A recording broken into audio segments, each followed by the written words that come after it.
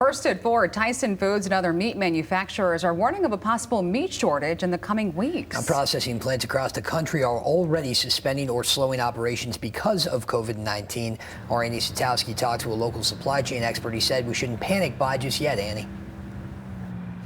Yeah, guys, that is something to keep in mind. We did check at several stores across Kent County today, and the good news is they were very well stocked in terms of fresh meat. But the expert I spoke to says that there is indeed a disruption in the supply chain, and that means that at your next grocery trip in the next few days or the coming weeks, you may need to find an alternative once you go on that trip.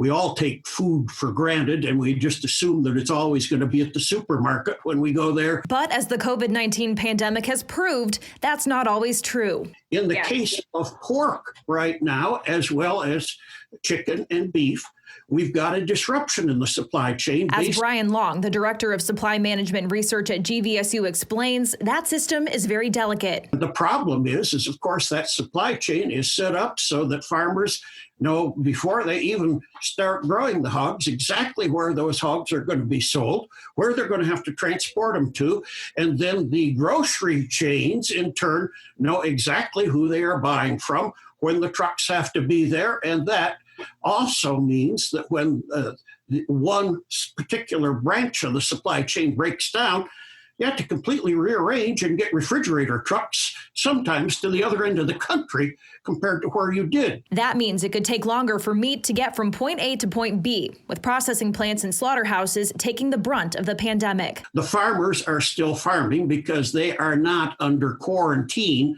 like many of the other industries in this country, but the processing plants, because of the proximity of which people have to work next to each other, face that possibility of passing that coronavirus along. Just this month, 3 major meat processing companies announced temporary closures, including Tyson Foods in Waterloo, Iowa, Smithfield Foods in Sioux Falls, South Dakota, and JBS Foods in Colorado and Minnesota. Despite the disruption, Long cautions against overbuying. We shouldn't panic on something as simple as that. We should instead look for alternatives. In fact, Long says there's a surplus of frozen meat right now. Just something to consider next time you're in the store.